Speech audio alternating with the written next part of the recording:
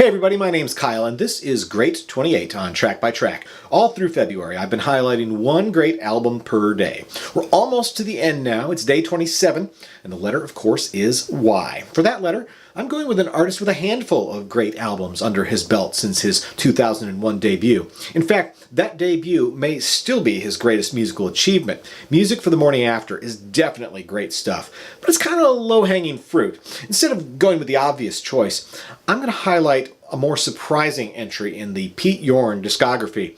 It's Breakup, his 2009 duet album with Scarlett Johansson. Now, I've talked about Scarlett Johansson's musical endeavors before in my video about tribute albums. As far as actors taking a chance on music goes, I think ScarJo fares better than most. That has a lot to do with the talent she surrounds herself with. On her own debut album, she was backed by members of the band TV on the Radio, and even got an assist from David Bowie on one song. Still, when you listen to Breakup, there's no denying this is predominantly a Pete Yorn album. If you're a fan of Pete Yorn, which you definitely should be, there's nothing about this album, musically speaking, that will sound out of place. All but one of the songs are written by Yorn, with the exception being I Am the Cosmos, a cover of a Chris Bell song. Scarlett Johansson's contribution to the album is strictly vocal, and the truth of the matter is, I like her voice, and it works well paired with Pete Yorn's. On many of the songs, they simply harmonize with each other, which creates a surprisingly satisfying blend.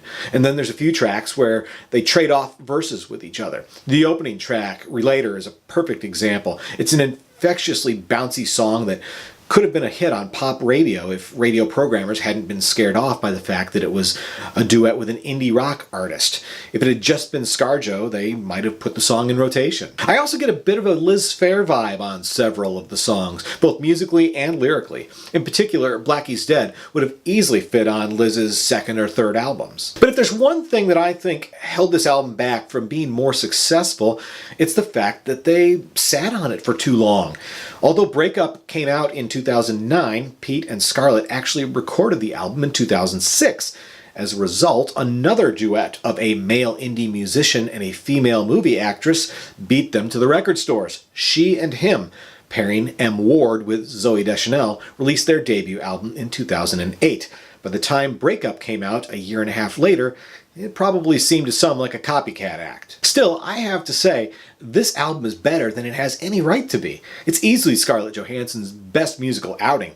Is it the best thing that Pete Yorn has done? No, but he set the bar pretty high with his previous releases. I found this to be a surprisingly solid effort. As a one-off project, I think that Yorn and Johansson succeed brilliantly. I don't think they could have sustained the project across multiple albums though, so I'm cool with this being a one-and-done release. They did a great job together, which is why I've included Breakup in the Great 28. Once again, my name's Kyle, and this is Track by Track. Be sure to click subscribe so that you don't miss the next episode, the last episode of Great 28, and then many more videos to come. Thanks for watching, everybody, and I'll see you next time.